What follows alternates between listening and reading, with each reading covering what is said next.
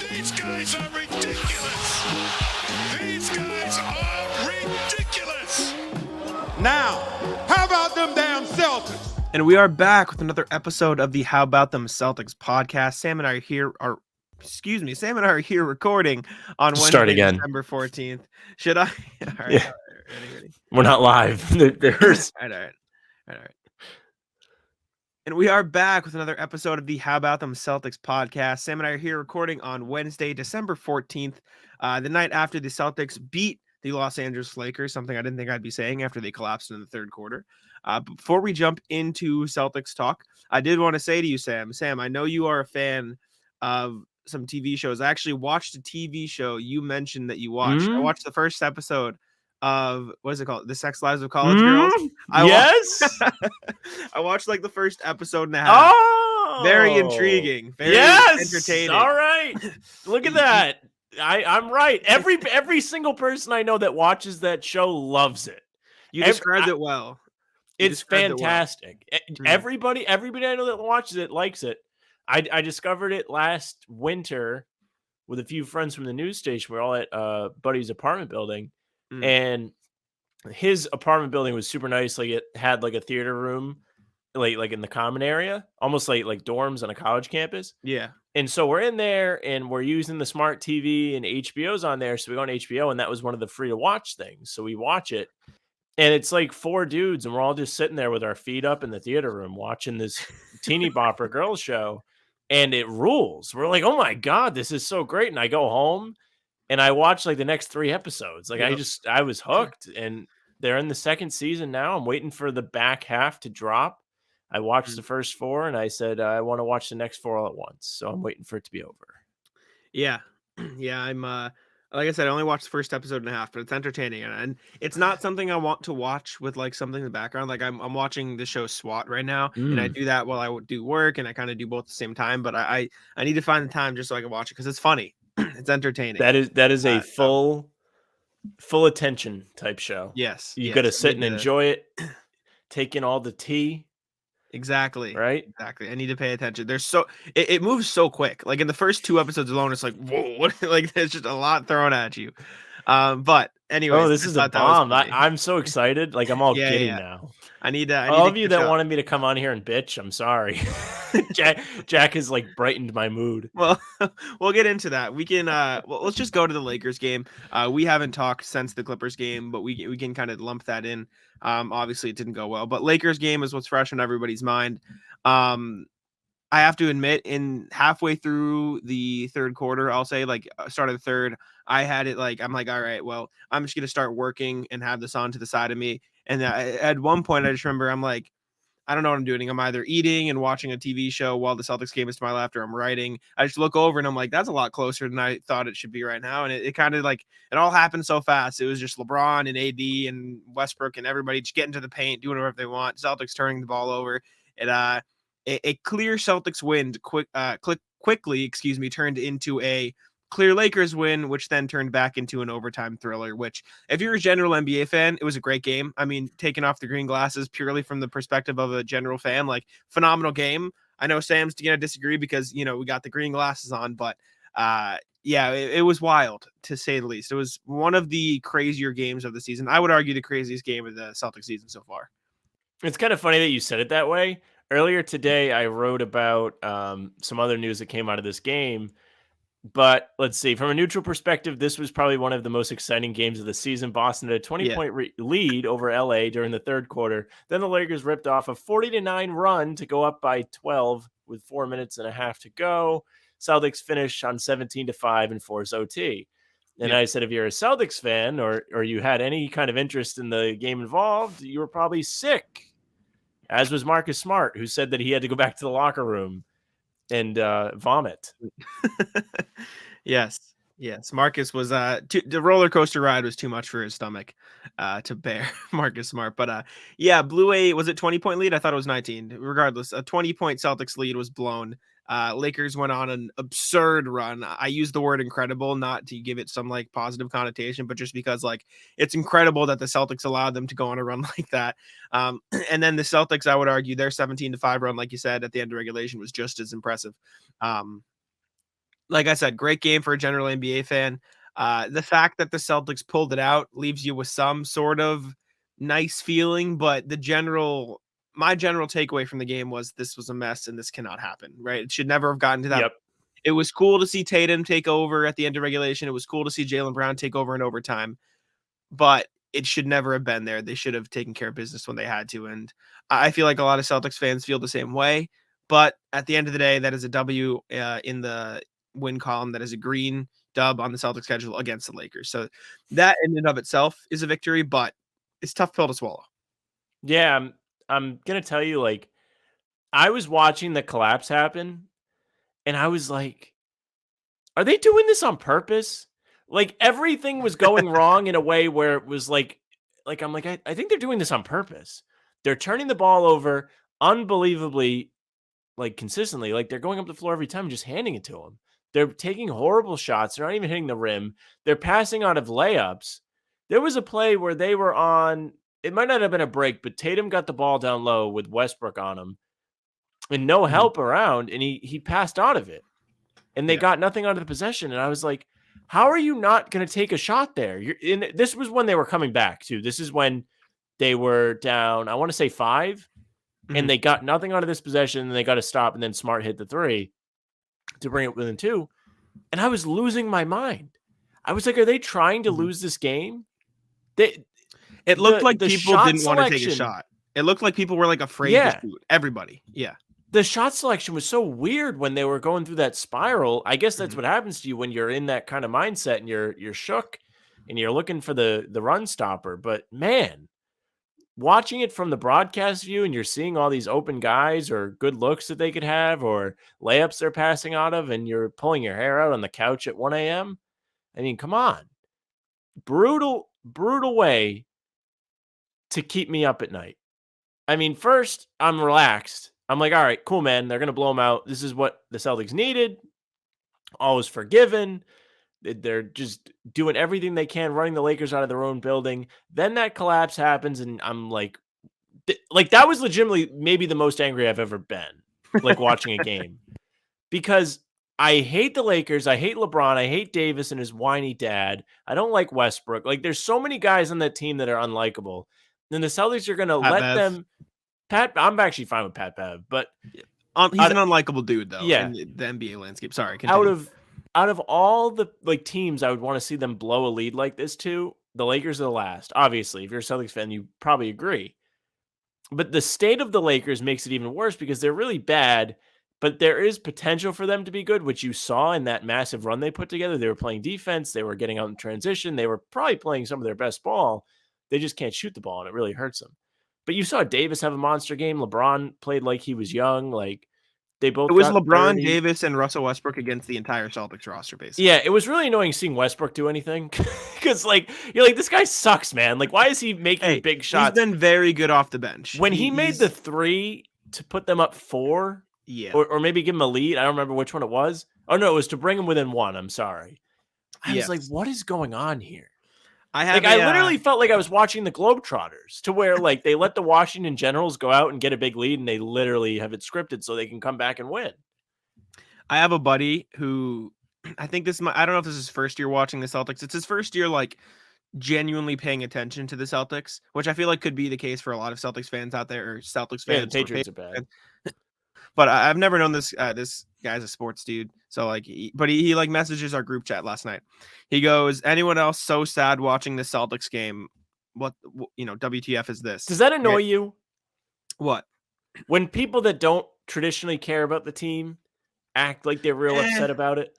Sometimes. I mean, I know he just watches casually, and I know like this friend group is starting to actually pay attention more. So like, I understand it. But when people like, I find it harder to talk to people like about the Celtics sometimes as I dive deeper into it. But like I've learned how to like, I responded with oof, right? Like I don't like it's tough to have like an in-depth conversation.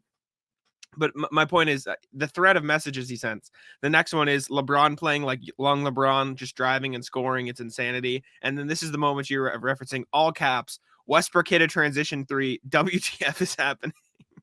Yeah, I had the same thought. I was like, come on, man. Like, everything that could go wrong is going wrong. It was kind of fire in overtime when Westbrook tried to do everything by himself and LeBron and Davis were too tired to do anything. that Like, it was actually something kind of up. funny. Like, he was just like shooting the ball off the backboard. and he's like shooting threes, and the fans are getting like all like antsy when he's Have you like seen shifting his feet. the meme that Embiid posted on his Instagram? Hold up, let's let him cook or something like Woody from Toy Story goes. Wait a second, let's let him cook. Yeah. Have you seen Embiid posted that? I haven't seen him post it, but And I know what Embiid you're posted talking about. that meme and said, "This was my teammates last night. Hold up, let him cook."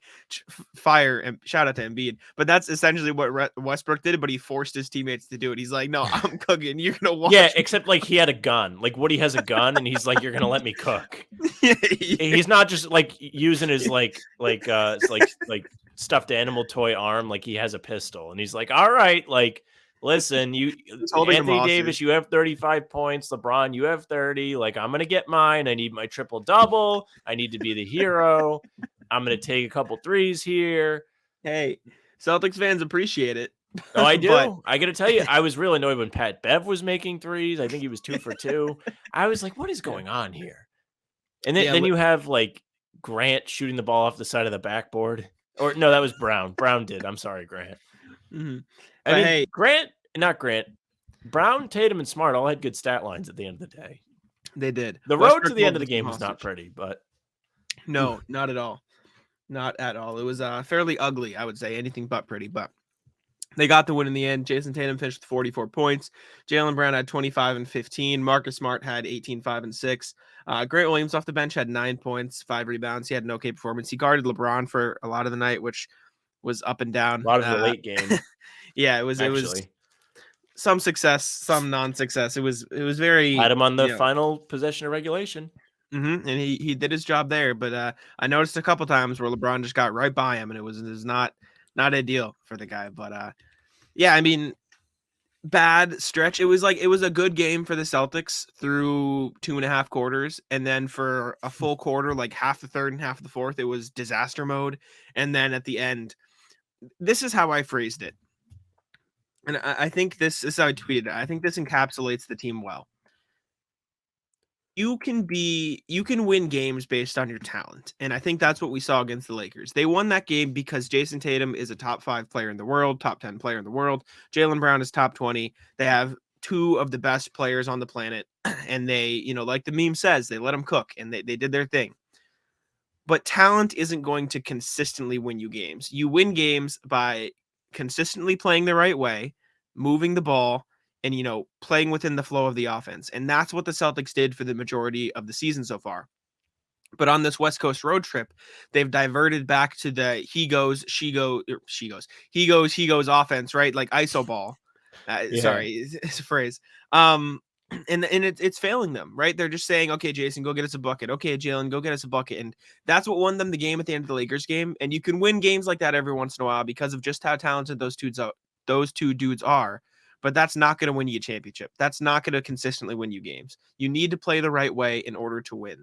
And the Celtics kind of abandoned that on the road trip. And, they managed to get one in the end because of that. But that's my biggest takeaway from this road trip is that you can't win games just based on talent consistently. You can every once in a while. And you got lucky against the Lakers because in reality, they probably didn't deserve to win that with how they collapsed. But No, that's didn't. not going to consistently win you games. I will say this. When they were playing well, I think on both ends of the game, like at the beginning and at the end when they played well, I do think they were kind of playing the right way. When they started coming back in the fourth quarter, I felt like the ball moved a bit more. They kind of said, better. okay, it's time to take it serious now. You saw an extra pass to Marcus Smart to make the big 3 to bring him within 2. And then, of course, Tatum got the game-tying bucket after Davis missed a couple of free throws. Granted, a big 3 in OT. They were getting some good passes. You got good contributions from pretty much everybody that was out there down the stretch. But, man, it was bad. Like, Brogdon was off yesterday. Like, he wasn't giving you a lot off the bench. When Tatum went out and the Lakers went on that run, like, Brown wasn't doing anything. Smart was lost. The amount of travels that were called yesterday was outrageous. I don't know if they were travels or not. Like, I wasn't paying that close of attention to guys' feet. I'm sure some of them were. But it's just crazy how there are NBA games that are just officiated so differently. That game, and I'm gonna complain. I'm gonna complain about the refs. Oh, I'm gonna do it, and I hate when people do this, but I'm gonna do it. I really feel like the amount of travel calls in that game disrupted the flow and helped the Lakers get back into it. Not to mention the free throw situation for our boy Tommy, but really, like when you have a game like that and you have so many stoppages in play, it screws with the players. It really does. And you can ask people, they talk about it on the broadcast and how a game will have no flow. Yesterday was a game that had no flow. And that might be why you saw the crazy runs that happened, because of just the inconsistency of the pacing. It was ridiculous. Yeah.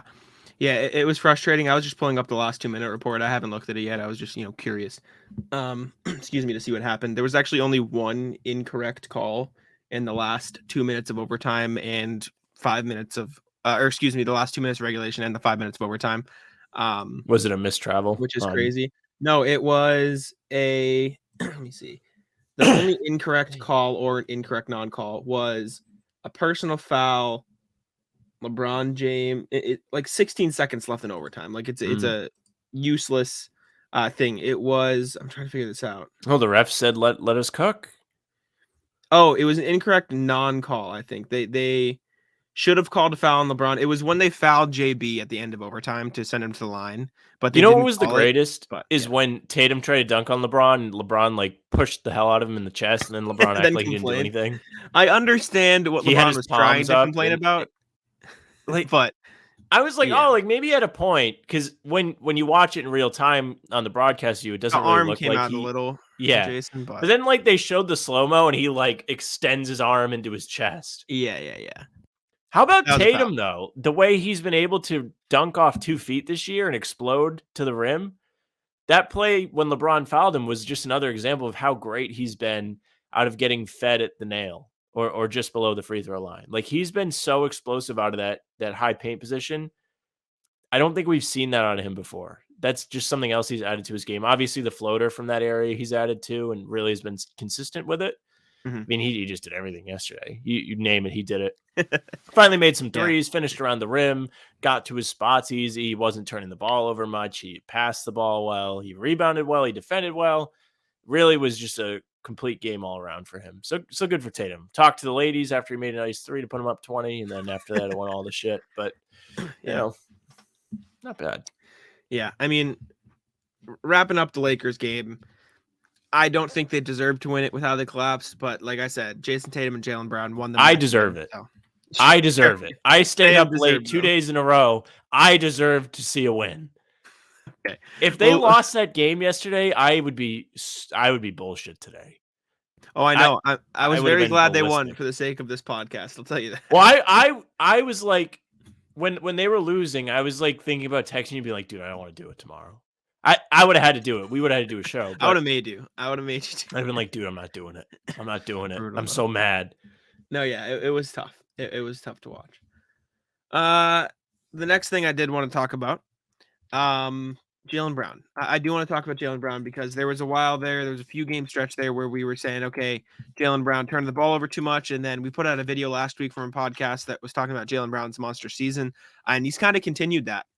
He's averaging up near, I think, 28 points a night, something like that now.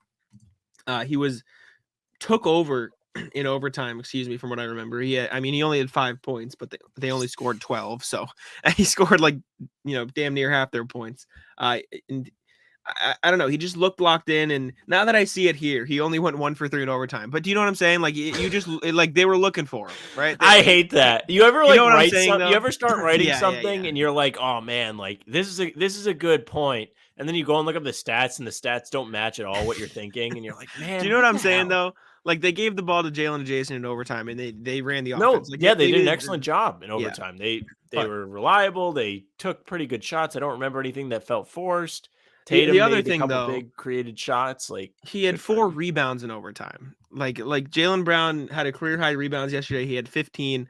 He also had 5 assists and 3 steals, 4 turnovers, which isn't great, but in an overtime game, maybe you give him a little slack. I don't know. I've just been really impressed, with Jaylen Brown as of late. So I just wanted to shed some light on that.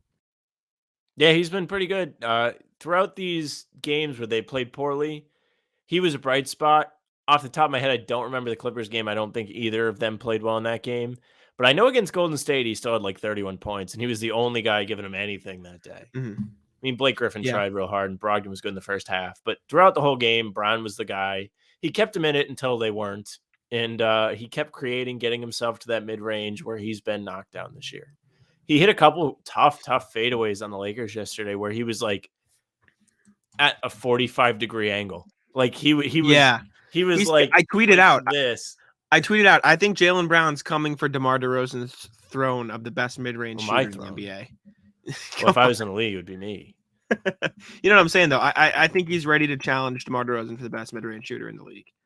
Yeah. I think those two are up there. Well, you know me. I'm the biggest fan of the mid-range, and I've been complaining about it forever that they don't shoot enough of them because it gives you so much more flexibility on the offensive end. It's not he's only going to shoot a three or he's going to go to the rim. There's that what if he stops and pops. Mm-hmm. You don't see Tatum do that as much. You saw him do it a couple times yesterday, made the big shot over LeBron on the baseline, of course, made one over Austin Reeves in overtime.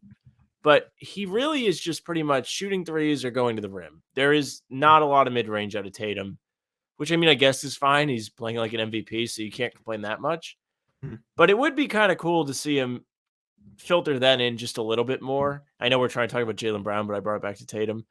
But it's tough to talk about things when they're good, right? I mean, we can talk about Tatum, too. We can just talk about both of them. I mean, Jaylen Brown, first off, to wrap up that portion of the conversation, like the mid-range shots he's taking aren't like open mid-range shots either. They're like really difficult mid-range turnaround jumpers, and he's just nailing them. But if you want to talk about Jason Tatum too, which obviously we should and can and all that stuff, like 44 points, 9 rebounds, 6 assists after 2 pretty bad games from, you know, for Jason Tatum, bad Jason Tatum games. I'll say he played bad against the Warriors. He played bad against the Clippers. They're all relative. Obviously, he had 18 and 20 in both of them, and 7 and 11 rebounds or whatever. But for Jason Tatum, they were not good performances. He brought it back against the Lakers. I have no problem saying that this is the best duo in the NBA right now. I think that's what would you say? I mean, we don't have to like go too deep into it, but let's have that discussion at the very least, right? Like, do you think this is the best duo in the league? That's what the numbers say. The graphic during the game yesterday said they're the best scoring duo in history. You got to win first before you start getting titles like that. But right now, I mean, there's not a lot of guys you would take over them. Yeah, sure, they just got pieced by a couple of duos. We can sweep that under the rug. Clay and Steph gave him the business, then Paul George and Kawhi gave him the business, but that's neither here nor there. Well, yeah, let's go through it, right? Like we don't have to go ridiculously in depth, but we can go through the teams that have a shot at it, and we can talk. They're probably the best. We can go, and I'll tell you that they're better than Giannis and Middleton or whoever else you want to throw out there. Okay, my first one was actually going to be Giannis and Drew because I think Drew deserves that credit this season. But you take the Jays over that? Oh yeah, I mean it's just tough. Giannis is so much better than just about everyone in the league. Like he's just a step above everybody. But Tatum's playing the best basketball of his career. He's an MVP candidate, and Brown isn't far behind. He was in the top 10 for the MVP vote. MVP vote last time the NBA posted it as well. So those guys are both worthy of being above Drew Holiday. And the gap between Tatum and Giannis is not as big as the one I think between Brown and Holiday. I see what you're saying. I'm trying to find a graphic because I saw a graphic, about this on Twitter, and I want to pull it up, and we can do it that way because it broke them down. But yeah, okay, here I got it. Let me just pull it up on the screen here. Let's see. All right, so we're just gonna dive into the conversation. The best duo in the NBA, Jason Tatum and Jaylen Brown, obviously deserve to be on the in consideration at the very least. And so let me make sure the image is fully viewable. All right, this is your plug to watch on YouTube instead of the audio platform because we're going to share the screen right now. All right, this is not in any order, by the way. I don't think, or maybe it's their list of in order, but these are arguably the 10 best duos in the NBA. I'll read them off now. Embiid and Harden, Tatum and Brown, Davis and LeBron, Giannis and Drew Holiday, Kawhi and Paul George, KD and Kyrie, Mitchell and Garland, Morant and Bane, Booker and Bridges, Curry and Wiggins. You can interchange Bridges for Chris Paul if you'd like, but I think it's because he's been hurt this season, so they threw in Miles Bridges. Mikal Bridges. But what are we doing here? We don't necessarily have to go through and place them in order. I was thinking of this the other day, but I'm taking Tatum and Brown over Embiid and Harden. Yeah. I'm sure you agree. You can make an argument, I guess, for Davis and LeBron carried by Davis, but this season it's not particularly close in my opinion. I think, Tatum and Brown, they're winning. I mean, they just beat him yesterday. Don't worry about it. Exactly. Exactly. I think It's gonna Giannis get and tough for me once we Holiday. get further down this list, but we can move. I think Giannis and Holiday deserve their respect. Obviously, Giannis carries a big part of the load there, but Holiday's been having a great season. They're probably top 5 for me, I think, in the league, but I'd still probably take Jason Tatum and Jaylen Brown. Kawhi and Paul George deserve the credit too. Obviously, they beat the Celtics, so it's easy to give them that credit. But I they're will not say winning as this. consistently, and they're not playing as consistently. That's the biggest thing for me. They're not playing. I will say this. I think Giannis is the only player on this page that I think Tatum isn't better than right now. I don't even know if Okay. that's outrageous to say. Okay. I There's really a couple guys that I could take, the way but Tatum's been playing this year. I know what you're saying. Curry, maybe I would put above Tatum. I think Curry and Durant are the only two I could maybe give you. Durant's close. Durant's Mm-hmm. close. I know Him exactly. and Tatum might be at the same level right now. I mean, what outlet was it? I think The Ringer just released their basketball, top 100 list. I mean, take it with a grain of salt. Brown was 20th. He's not 20th. I mean, Tatum was 6th, which is pretty fair ranking for him, I think. Anyways, we can talk about that too after. But KD and Kyrie, I'd take Tatum and Brown, but that one's, I mean, you can say it's close. They've been winning lately, so you got to give them their respect there. I assume you're taking the Celtics duo. Oh, yeah. Sorry, I blanked for a second. You're good. Mitchell and Garland, I'm taking Tatum and Brown. Same thing with John Morant and Desmond Bane. I'm taking Jalen and Jason. Booker and Bridges, yep. Curry and Wiggins, maybe, but no. Are there any duos they missed on here? I don't think so. No, because Luka doesn't play with anybody. Exactly. Luka or Jason and Jalen? That's the question. Would you rather both or just Luka? Both. Yeah, man. I mean, they're just playing so much better than just about everybody. They lost to that Warriors team in the Clippers on Monday, but man, just about everybody else has been the fly on the windshield. It just hasn't gone well for them. Yeah. I mean, I don't really know what other arguments you could have. Like I said, I think you could argue for Giannis. I think you could argue for KD and Kyrie, both LA teams. Maybe if they play consistently, you can get an argument in there. But right now, Jason and Jalen are playing like that best duo. Let's call a spade a spade. The Lakers are 12th in the West, like Chuck said yesterday. Like stop throwing them in every conversation. I'm saying purely as a duo. Their team stinks. There is a a winning aspect to me saying you're good. There is. There always will be. Just to play devil's advocate for the sake of it, I mean, the record is not all Tatum and Brown. Yes, they're playing at All NBA, MVP, phenomenal. It's very true. But if you put LeBron and AD in Jason Tatum and Jaylen Brown shoes, you're going to tell me they're not a top 2 team in the East still? I think they would be. I think they'd be worse. Jalen. I truly think they'd be worse, and I'm going to tell you why. Because I agree, but LeBron requires so much of the ball and to be involved in everything. It would take away from the way the Celtics have played this season to where the ball is just zipping around the court. I don't think you can really put LeBron on a team like that and have it work because he needs to be in control, which is fine. I think he would work with the Celtics shooters. I mean, you put those shooters. He would work with the shooters. My point is not to argue he wouldn't work as much as a cog in the machine. I understand what you're saying. My point is not to say that they'd be better with those two than Jason and Jalen. My point is, if you look at it purely from a duo's perspective, you can't really you can definitely take the record into account, but considering the Celtics rest of the roster versus the Lakers rest of the roster, one would be a play-in team, one would be, having Victor Wembanyama on the roster. Well, I'll tell you what, you got one of those guys in the duo that blew up the roster. So put that in your hey, you're right. Pipe and smoke it. There you go. You're right. I'll give you that. All right. We can move on from the best duo talk. We can talk about I got next. Okay, you got next. Go ahead. All right. So the Celtics played very poorly towards the end of this road trip. There's no doubt about it, right? The thing that I think everybody's forgetting about is Al Horford didn't play. And that's a really important piece to have, despite him not being the MVP candidate on the team or the All-NBA level player on the team.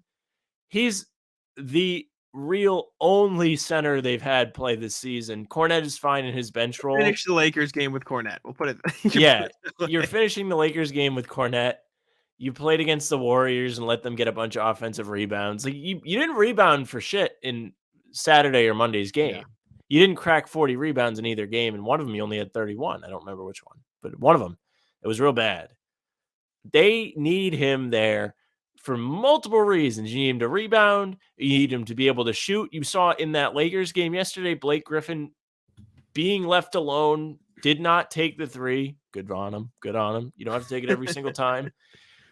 But when Al Horford's there, teams can't do that.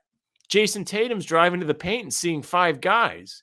That just doesn't happen if Al Horford's out there. I mean, you can look at Anthony Davis's stat line for a reason why they need Al Horford. I Yeah. mean, like Anthony Davis is an MVP, caliber player this year, but if Al Horford's there, you can't convince me he puts up 37 on the Celtics. You don't, Well, I'm not even done yet. you miss him.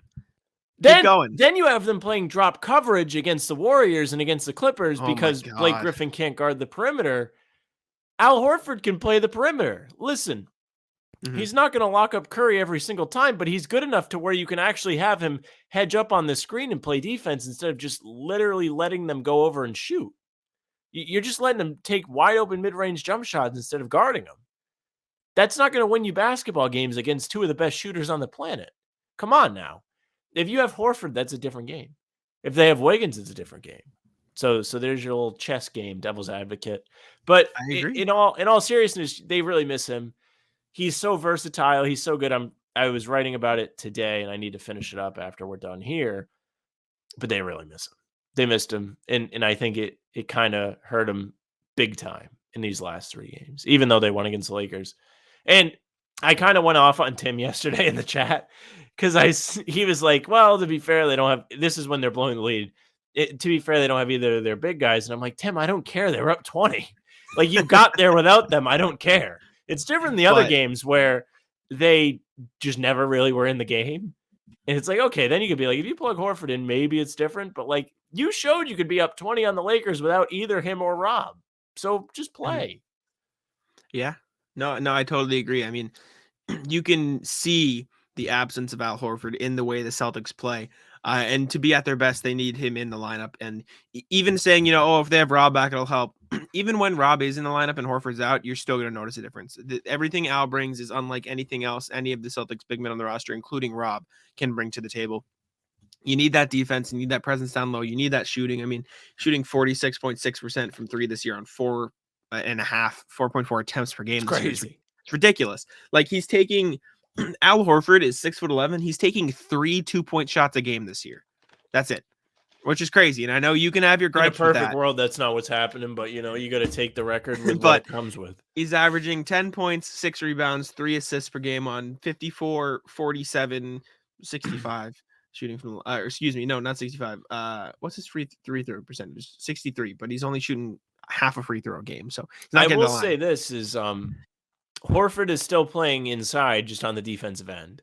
He doesn't have to play inside on the offensive end. That's not what they want him to do. Exactly. But he can very much still play the big man role. He has in the past. End. I mean, he's getting into the post. He's shooting those hook shots. Like, when he does shoot a 2-point shot, it's going in. He's shooting 65% from 2-point land this season. Like, he's a very efficient player, which is what you need from him at this point in his career. He Kornet doesn't need also to take on a very big role. efficient. That's why he's playing so well and he's so important to the Celtics. He is, and that makes me question. Obviously, he can't bring what. Sorry, not to cut you off. Obviously, Kornet can't bring. Obviously, Kornet can't bring what Horford does on the defensive end in terms of his versatility. But, like, let him shoot some threes, man. Like, let him play what Horford does on offense. Like, it's not going to be perfect. And he was battling on the inside against the Lakers. He was helping get some offensive rebounds. You saw it against the Clips. You saw it against the Lakers. But, like, let him shoot some threes. He's not a great 3-point shooter. He's not going to shoot 45% like Al, and even 45% is cutting Al short. He's shooting 47. But, like, even if Kornet can shoot like 36% from 3, like, let him take 1 or 2 a game. Like, I think that floor spacing could really help open things up when Horford is out. And again, not going to bring you the defense. Just a thought. But like you've been saying, Horford, I kind of think there's no reason to force that, though. I don't think it's a horrible idea. I don't think, but I think he's not playing so well in the role they're asking him to play, and he's shooting so efficiently, and he's so reliable under the basket. And like you said, he's been so good on the glass. I mean, he's getting put back tips like it's nothing. I see what you're saying, but move him out of there. because we're talking about how having Al Horford on the floor opens up the paint for Tatum. There's not a bunch of guys on him. Like we just said that in the Lakers game, like they were getting to the paint and everyone's collapsing. Even having Cornette on the 3-point line and just shooting 1 or 2 a game, like when he gets in there and he has the time and he gets the ball, like it'll at least have defenses pay attention to him on the 3-point line a little. So That's it changes the way they play Tatum. But it's also different, and they don't have 5 guys on Tatum when he drives when Cornette's on the floor because he's actually a threat to finish around the rim. Blake Griffin's standing out on the 3-point line, but he's just not that reliable from out there. So that they can have that more leeway. If Cornette's underneath, and it's the same with Rob, they still have to cover him. They can't just completely leave him. But if he was on the 3-point line, you may actually see them leave him more until he starts. Then let him shoot otherwise. it. I think then let him shoot it. And I understand. I mean, getting back to where we were, and we can keep talking about this instead of Luke Cornette. Like I understand you can't replace Al Horford, but I'm just saying, don't tell him he can't shoot. Let him shoot 1 or 2. Like let him dip his feet into the I am not opposed to him shooting, by the way, but I'm just saying that's why I think it works. And I'm really happy it's been working because it makes me feel better about He's Rob good in the coming dunker back. spot. Like Cornette's been great in the dunker spot. Like you dish Yeah. it to him off low. So I know what you're saying. I agree. But anyways, around to Al Horford, you can't replace him. No. you like that's why a part of me is kind of worried for when his contract is up and he retires. Like I'm worried for the succession plan of Al Horford because they're gonna have to drastically Well, change. you got the a way couple they more play. years. He signed an extension. You're right. So we can I we can half just forgot hope that happened for a second. I was like, oh man, like Right? Jack's right. They're gonna have to pay him this summer. 2 more years on a very good contract. I was here saying he's gonna get 15 mil. 10 mil a year for 2 years is even at his age. I'm it's happy a- to be right this time. Last time I thought he would take a pay cut and he left. This time I thought he No, would he take a pay did. cut and he stayed and took the pay cut. He did it. He did it. Shout out to him. And congratulations to Al Horford for having a kid as well. Yes. There you go. Big Another Al. one. I don't know how many yeah. it is.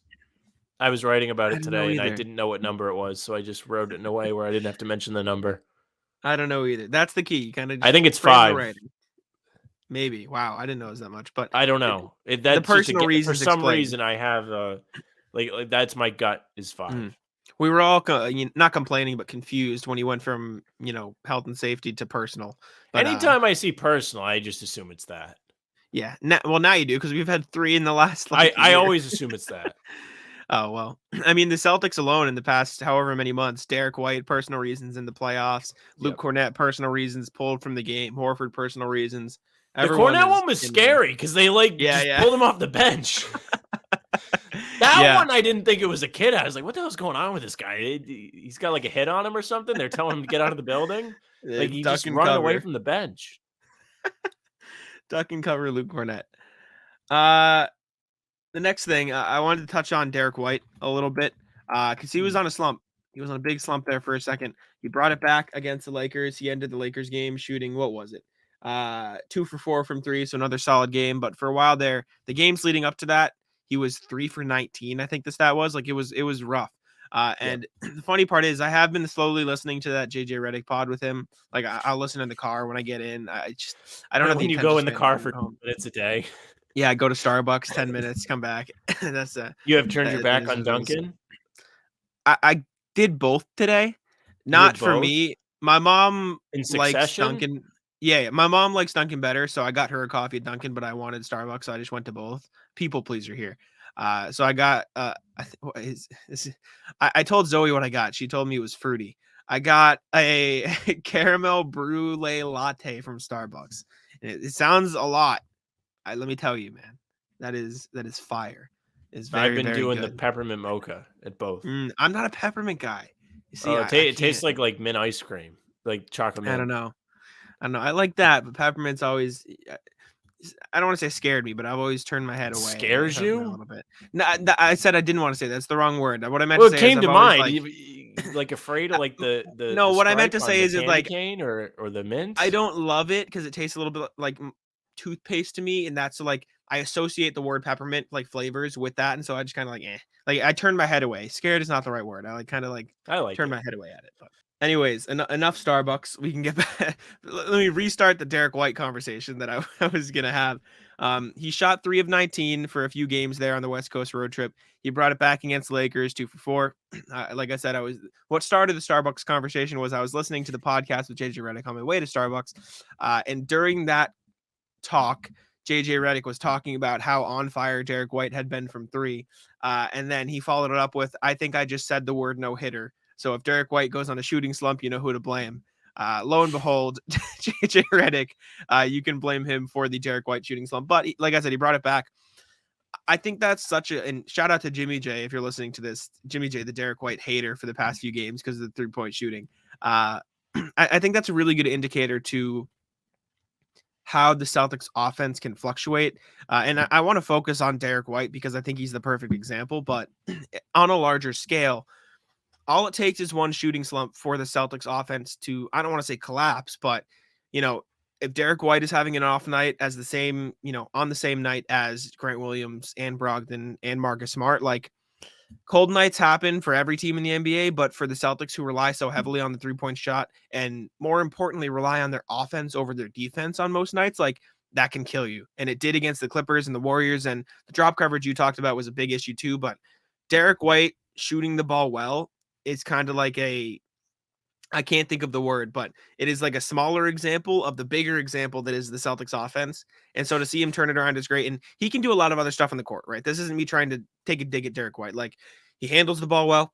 Excuse me. He defends well. Nekias Duncan put out his, quarter season awards and he was all defensive second team, according to him. So, he does a lot of good things, but him shooting the ball as well as he has this year is very important. And it's not just Derek White having a miraculously good year. It's because the Celtics offense gets him open. And so if the Celtics offense is diverting back to this isolation, Derek White's not going to get as clean looks. And you saw that he's taking some tough shots. They need to get him open in the flow of the offense so he can get those clean looks. And I think his struggles speak to Boston's offensive struggles. So that was just a long-winded way for me to say that. You know what I'm saying? Yeah, I know what you're saying. It's really a luxury that he's stepped up so big from 3 this year. He's shooting a career high, if I'm not mistaken, over 40%. And when he's been off, it's made a difference because he has made some big shots so far this season. He's made a lot of clutch threes, it feels like. I know against the Nuggets, Chicago, he made a big one when they won at the Garden to make it 5 with I think in one of the Miami games, he hit a big made one in one of those games. He might have made one against Philly, even though that game wasn't that close. Yeah. He's just been really reliable and somebody you can count on, and it's been different than last season because last season you didn't have that. You didn't have that reliability. He wasn't a rock like he is now. Now he's take it to him in the corner and it should be in. Hopefully that shooting slump's behind him. 3 of 19 is a rough stretch. We saw Tatum go like 0 of 20 last year or the year before, and then insist on taking a 3 for the win, which is one of the most ridiculous things I've ever seen in my life. And I'm still not over it. But Derek White is a player that I don't remember who it was against. I do know. Oh, was it the Knicks? No, I don't think it was the Knicks. Was it the Heat game? It might have been one of the Heat games. Those games stand out to me. Anyway, sorry. Continue on Derek White. I didn't mean to distract you. Now I'm curious. But Derek White has been such a luxury, and he's someone that needs to keep shooting and stay confident because his role in the offense is so pivotal to how well the team can play. When he's making threes, it's so much harder for the defense to guard the team, and he has been all season. Yes, I agree. Sorry, I was just marking that for a short, quickly plugging. I knew it was going to be a short. I was really trying hard.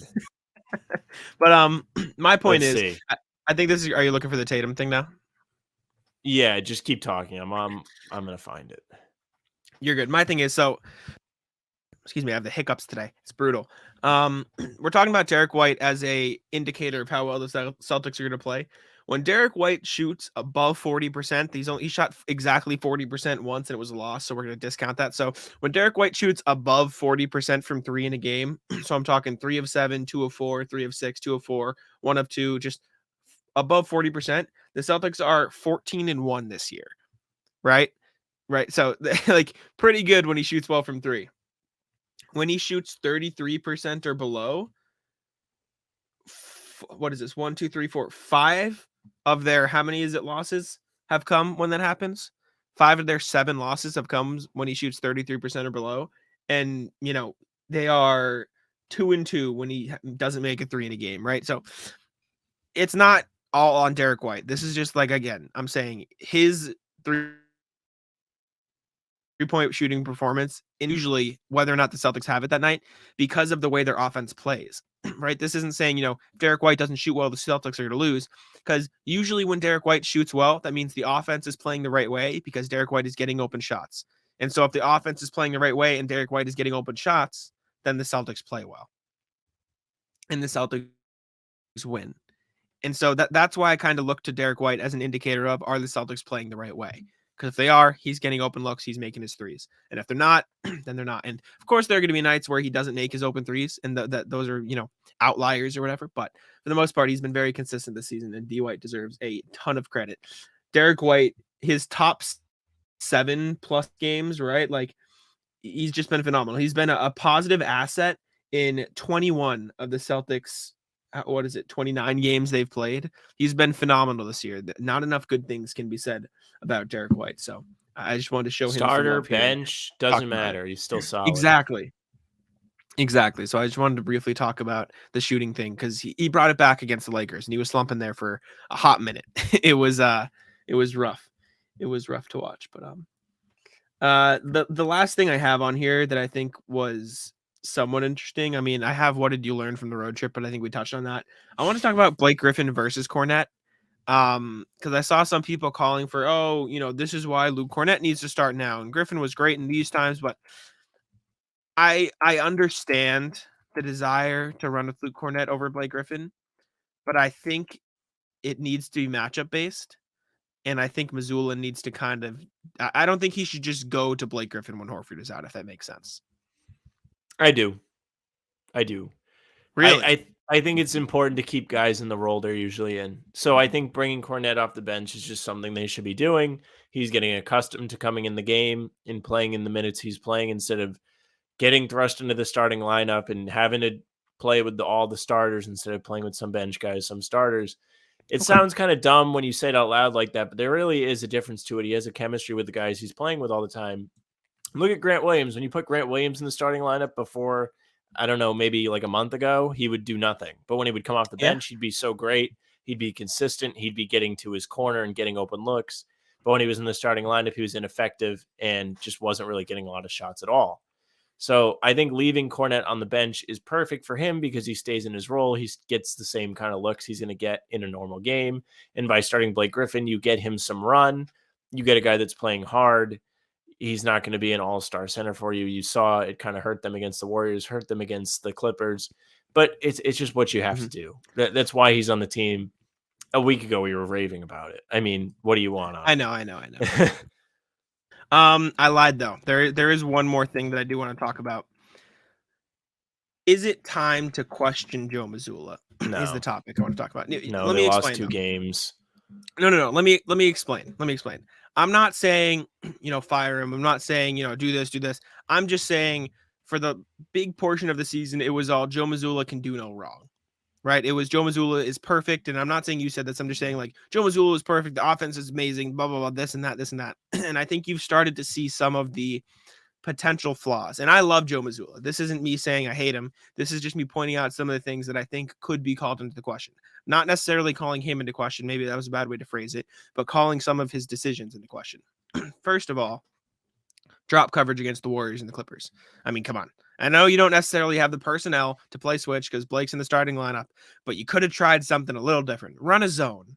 Run a box and one. Run something. You can't play a zone against a team like that. Hey, you can't do it. Hey, all I'm saying is run anything but what you were doing, because what you were doing was so clearly not true. Right? It's true.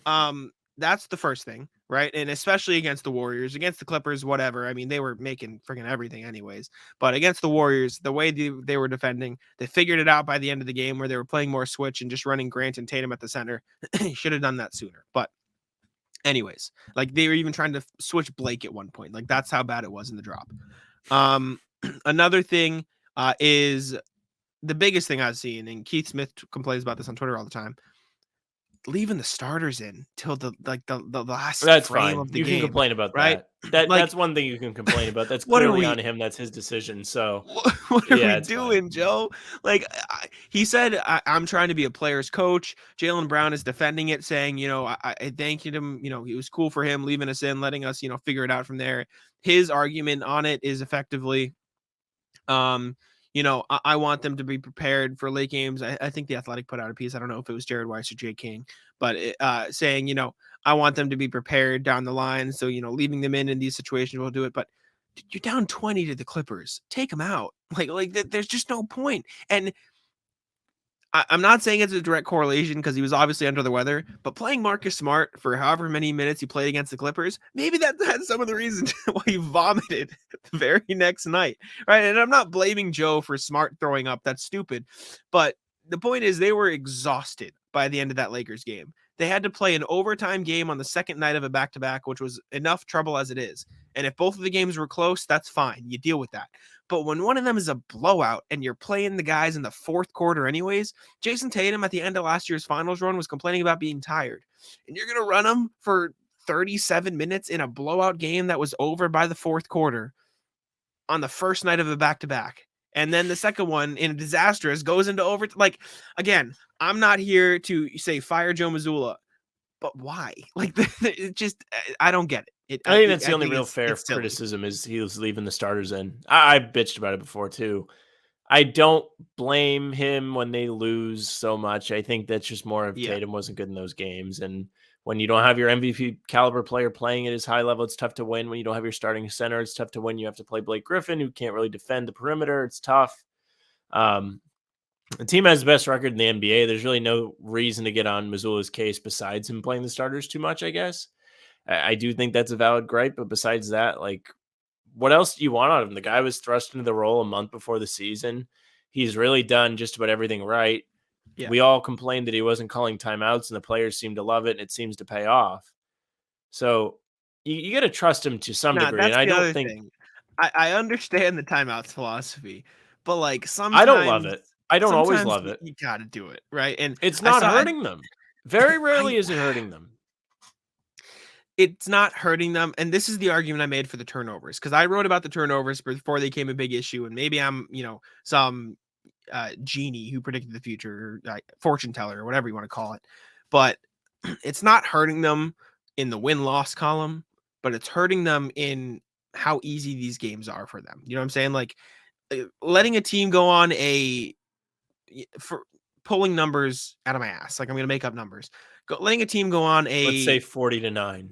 Sure. But I wanted to create a comparison. So letting a team go on a 20-5 run versus a 10-5 run, you know what I'm saying? Or a 10-3 run or something. No, like there's definitely big differences in there. I agree. And that's why I was against it early on. I don't think it's not hurting them in the win-loss column, which you said isn't always, going to be the answer. Not going to always be where you find your data. But at the same time, I have felt more confident in the Celtics team holding a lead than any Celtics team in a very long time. Sure. I don't feel like they're blowing leads. They're obviously not losing a lot of games. Last night was an outlier in terms of blowing the lead. It's funny. You don't think it would work like this, but they are blowing less leads when the coach isn't calling a timeout. And if that's what's going to make it work, and where I don't have to sit there and worry once they get up 14, 15 points in the third quarter, then I'm all right with it. Fine, don't call a timeout. I don't care. Less commercial breaks, less time sitting there watching the game if I'm trying to go to bed. Like, man, I don't care. I understand. It doesn't bother me. The other thing is, though, I think it was John Corrales who made this argument, or maybe it was someone else. I don't remember. At the very least, call it a timeout to rest. Like, if not to stop a run, like, if you're going to play him 35 minutes, maybe just use your timeouts to give him some breathers, Joe. Like, that's my other thing. And I understand wanting to keep him in a rhythm. And one of his arguments for leaving them in the Clippers game so long was so they could find their rhythm again. But I don't know, give him rest. And another thing that I've noticed, I don't know if you have. Before we move on, kind of worked. They came out really hot on sure. Tuesday. It did. They refound it. But the other thing, I don't know if you noticed this. I haven't seen a lot about it. He doesn't really use his challenge a lot ever, and sometimes it's not necessary. The challenge is tough. The challenge is real tough. Use it. I know, but like I'd rather you use it in the third quarter. It's very tough, and this is for every team. I'd rather you use it in the third quarter than not use it at all. But at the same time, if you use it in the third quarter, you can't use it at the end of the game. I don't know. And if anything, just use it for the sake of using it. Even if you know you're gonna lose it, use it. Oh, I Just disagree. well, no. Let me finish my thing.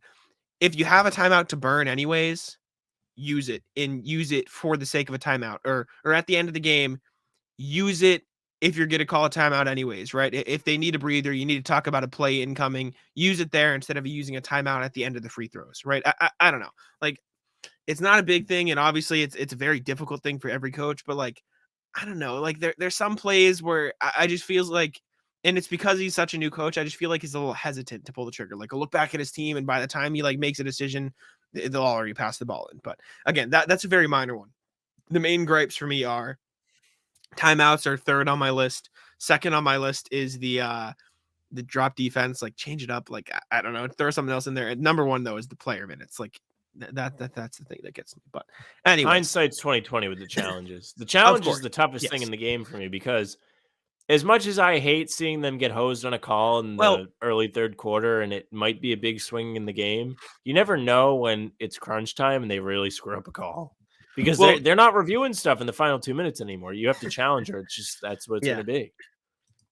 Yeah, I mean, Jason Kidd mocked Luka Doncic for it the other night because he's like, Luka was calling for it in like the second quarter, or like he was calling for like 2 minutes after the tip. The twirling of the and finger. Jason Kidd mocked him, and Luka came back with, "Well, if you win it, you should get another." Which, you should.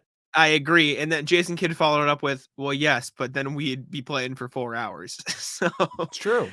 So it's a fine line, but I'm not actually upset with Joe for that. I'm just trying to think of things that I've noticed, and that was one thing that I did want to mention. But anyways, I think that about wraps it up for me, at least. I don't know if there's anything else you want to talk about. I know on pregame the other day you mentioned a complaint. Nothing. I'll save it for the stream tomorrow, because we're doing a stream. All right. Yeah, we'll plug that now. We are going to start doing How About Them Celtics live. It's not going to be on the podcast feed, or some will, just to cross promote them. But for the most part, our live streams are just going to be for YouTube, Facebook, and other things like that. Like, we're just doing a live show to connect with the audience. We have a great chat in our pregame shows, which you should also tune into. We're live on the YouTube channel 30 minutes for every Celtics game, but we're going to go live on some of these off days now and again, so we can, connect with the audience, create a sense of community. It'll be fun. We'll talk Celtics. But yeah, check out that. Check out the pregame. Doing a lot of cool stuff. Check out the shorts, the videos, everything on YouTube. We're really putting a lot of time into that, which it's good. It's fun to promote. We appreciate y'all on the support. We're growing. Exactly. Yeah. But yeah, I think that about does it. So I'll let Sam wrap it up. Yeah, thank you very much for listening or watching. If you're watching, you're on our YouTube channel, How About Them Celtics Pod, or however you have it now. If you put in How About Them Celtics, How About Them Celtics? Exactly. Yeah, there you go. We come up. You'll see us, two of us, very handsome on the channel. Make sure you leave a like, subscribe, comment, tell us we're handsome. You don't need to tell us we know. But if you're on the streaming services, you can follow us and leave a nice review, 5 stars, and you can get all the podcasts right to your streaming app, whichever one you use. If you want more, you can follow us on our socials at How About Them C's, TikTok, Instagram, Twitter, How About Them Celtics podcast on Facebook. Make sure you leave a like there, because we're putting everything there. If you don't want to use YouTube and you happen to be on Facebook, you can chat in our pre-games there as well. Aside from that, you can follow Jack on Twitter at JackSimoneNBA. He's doing all kinds of writing, sharing it. Celtics blog pieces coming left and right. And you got me at Sam LaFrance NBA. Hardwood Houdini pieces coming out. That's it for us. Bye.